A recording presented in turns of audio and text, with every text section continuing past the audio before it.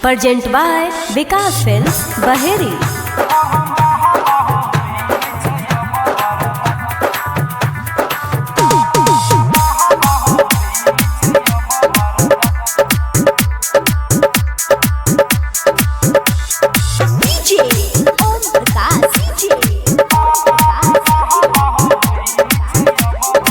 दिलहवा से हमारा उपके गेलै खेला हम छलियै मजनू छेलै हमर लैला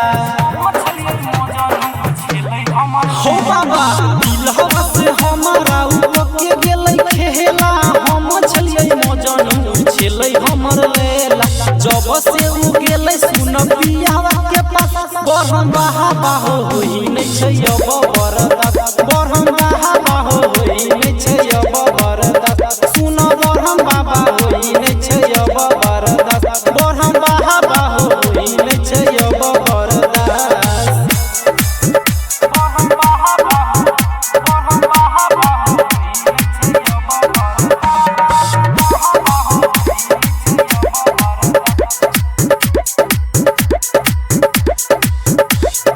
बदल कोई जिंदगी के हमारा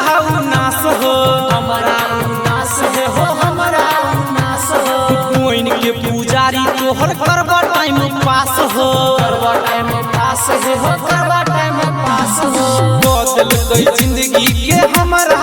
नाश हो कोइन के पुजारी तोहर करबा टाइम पास हो धीरे धीरे देलक कोई दोसरा के घास बरहम बाहा बाहो होई नै छै अब बरदा सुन बरहम बाबा होई नै छै अब बरदा हमरा हाथ नै होई छै हो बाबा बरदा सुन बरहम बाबा होई नै छै अब बरदा